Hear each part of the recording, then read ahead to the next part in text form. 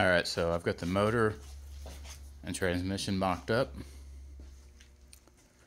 and now I've just got to remove, I think I've said it in the last video, but I got to make the crossmember for the 4L80. Doug at Little Victory Fab Company, his YouTube must have got deleted or something. I'm not quite sure, but he's a good guy to work with. This is the second transmission that I've got from him. And I've got no doubts that it's a good one. So I've just got to torque the bolts in the, this is the old case style for the 4L80. But I got to torque them bolts down to spec. Sorry, I got a little cold or some shit. But I'm going to set this to 3 degrees following back and build the crossmember. And then I got a debate on whether I want to take it all back apart so I can clean up the frame, or just leave the motor and transmission mounted and then clean up the frame and paint it. I was going to wire brush all of it. It's not, it's just a bunch of surface rust. So I might just like hand brush it instead of wire wheel it, just because it'll make a mess. But that's enough rambling on about it. I'm going to tighten up the bottom side of the motor mounts, and to get that set, use the transmission jack to lift up on it to the, like I said, 3 degrees fall.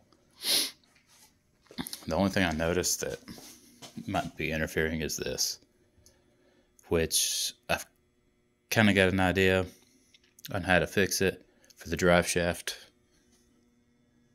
this one should be good because it's going down at an angle, but this one might be a little bit interfering. But like I said, that's later on. I think I've got a solution to fix that if it is in the way. Alright, so it's set at 3 degrees, which that'll show 93 degrees, but it's a 90 degree is level, then 3 degrees, and then you get the arrow down 3 degrees. So that's what I am using for my 3 degrees. I got it bolted down. Let's check it this way. 89.9, close enough to 90. You can see the transmission is just about 1 inch difference over from the rear end. So it's just going to be a slight angle.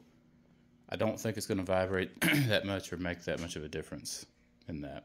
We'll know eventually, but I just don't think it's going to make that much of a difference. Alright, so I took out the crossmember of the truck. And what I did was I measured center between those 2 bolts. That was the original crossmember, and they were pushed up, you know, to right here. So I took my nice little cardboard template and I lined the edge up with that where it was a straight side, leveled it all up and cut it out. So I'm gonna make a bracket for each side and then run some DOM tubing straight along from side to side, and then kind of take a little piece of metal and bend an angle up to that for the bracket and just go from there.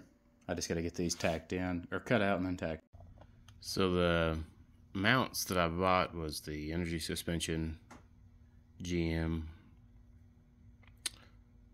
polyurethane. It's number 3-1108, or yeah, I guess that's the gold plated.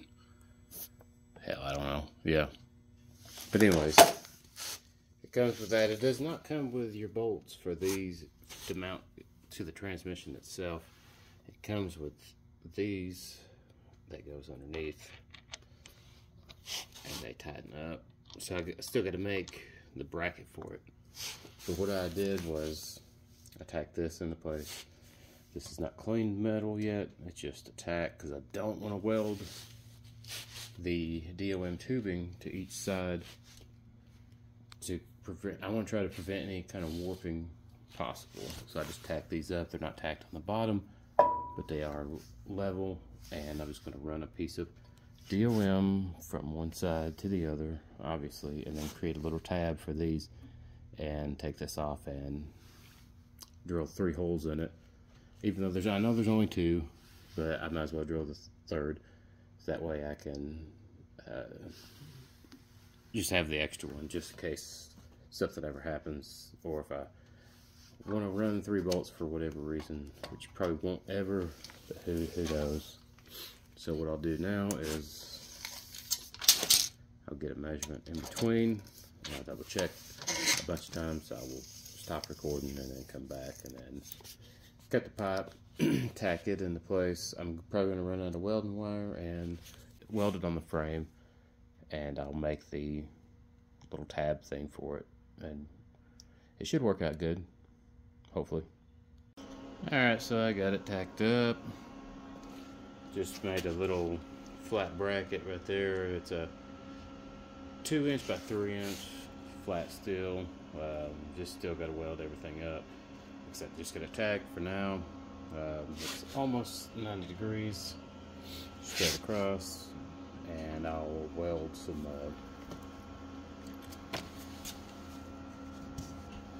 little braces underneath there, so that way, you know, it's just not like a flat piece of metal where it's constantly going up and down.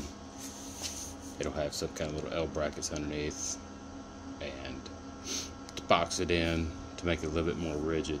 But I wanted to get that done so I can take it to my stand or my table and weld it up, put some doo-doo dobs on it, and then we'll install it and weld it to the frame.